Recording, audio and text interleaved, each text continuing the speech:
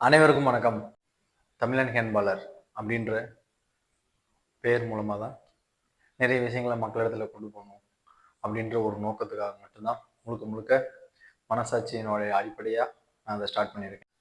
Okay, first தமிழன் ஹேண்ட்பாலர் அப்படின்ற பேர் எதுக்காக நீ வச்ச? பெரிய அடையாளம் ஒன்றுமே இல்லை. நான் ஒரு தமிழன், நான் ஒரு விளையாட்டு வீரன், அதில் ஹேண்ட்பால் பிளேயர். அந்த ஒரு காரணத்துக்காக மட்டும்தான் தமிழன் ஹேண்ட்பாலர் அப்படின்ற ஒரு பேர். வேற எந்த ஒரு பெரிய காரணமுமே இல்லை. தமிழினத்தோட தேசிய தலைவன் மேதகு வேலுப்பிள்ளை பிரபாகரன் அவர்களை எதற்காக தலைவனாக கொண்ட? ஒரு இராணுவ அமைப்பு எப்படி இருக்கணும், அதுல இருக்கக்கூடிய ஆண்களுடைய படையெடுப்பு இருக்கணும், பெண்களுடைய படையெடுப்பு இருக்கணும், அவங்க எந்த அளவுக்கு ஒழுக்கமா இருக்கணும் அப்படின்றத எங்கள் தலைவன் மேதகு வேலுப்பிள்ளை பிரபாகரன் அவர்கிட்ட நிறைய கத்துக்கலாம். அந்த ஒரு காரணம். அதை தாண்டி நிறைய காரணங்கள் இருக்கு. பட் எனக்கு மெயினாக பிடிச்சது அந்த ஒரு காரணம். அதனாலேயே நான் ஒரு தலைவரை ஏற்றுக்கிறேன். தமிழ்நாட்டில் என் விளையாட்டில் மட்டும்தான் தவறுகள் நடக்குதா? எல்லா விளையாட்டுலையும் நடக்குது.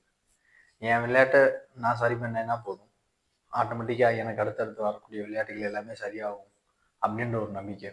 ஏன்னா ஒரு ஸ்போர்ட்ஸ், ஒரு கேம் நல்லா டெவலப் ஆயிடுச்சு, அங்கே எந்த ஒரு தவறுகளுமே நடக்கலை, ஆட்கள் சேர்க்கையில் நடக்கலை, அந்த ஒரு மேட்ச் கான்டக்ட் பண்ணுறதுல எந்த ஒரு தவறுமே நடக்கலை அப்படின்னா அந்த விளையாட்டு அந்த நாட்டில் உயர்ந்து போகுதுன்னு அர்த்தம்.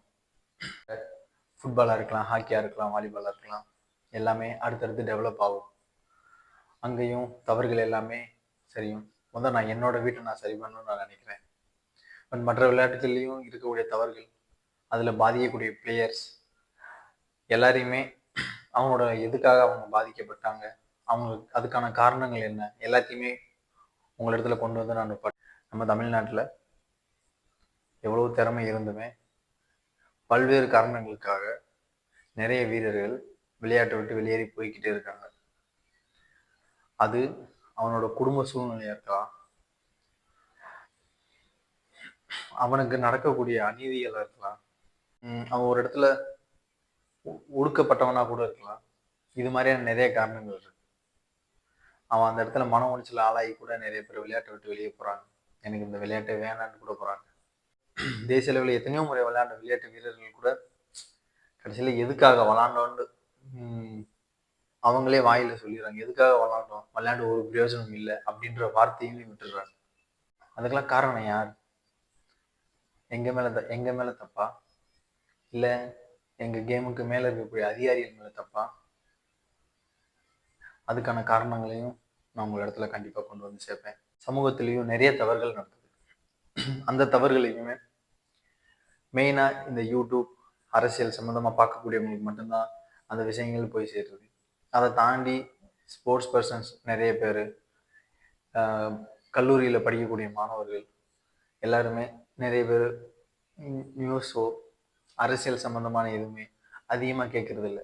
நிறைய பேர் கேட்குறாங்க, அவங்கள குறை சொல்லல, சிலர் கேட்கறதே இல்லை. அவங்கள இடத்துலையும் கொண்டு போய் சேர்ப்பேன். ஏன் வளரும் இளந்தமிழ் விளையாட்டு இருந்தால் முடியும்? ஒரு ஸ்போர்ட்ஸ் பர்சன்ட்ட ஏன் நான் கொண்டு போகணும்னு நினைக்கிறேன் அப்படின்னா, எல்லா கிளாஸ்லையுமே ஒரு ஸ்போர்ட்ஸ் பர்சன் கண்டிப்பாக இருப்பான்.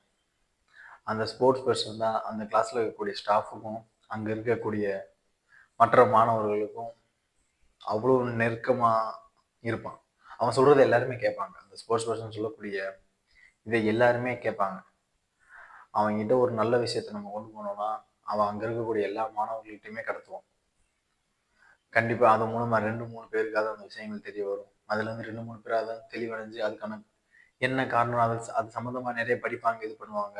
சமூகத்தில் இப்படிலாம் தவறுகள் நடக்குதா, இப்படிலாம் இருக்கா அப்படின்ற நிறைய காரணங்களை அவங்களுக்கு கேட்டு அவங்க அடுத்தடுத்து கொண்டு போவாங்க. ஸோ அதுக்காக தான் வளரும் இளம் தலைமுறை விளையாட்டு வீரரிடம் கொண்டு செல்வேன் அப்படின்னு. இளம் தலைமுறைகிட்ட கொண்டு போனாலே போதும், ஆட்டோமேட்டிக்காக அது வளர்ந்து மேலே போயிட்டே இருக்கும். தமிழன் ஹேண்ட்பாலர் மூலமாக ஒரு ஒழுக்கமான இளம் தலைமுறை வளர்றதுக்கு அதில் ஒரு பங்கு நானும் ஆற்றுவேன் அப்படின்றதுல உறுதியளிக்கிறேன்.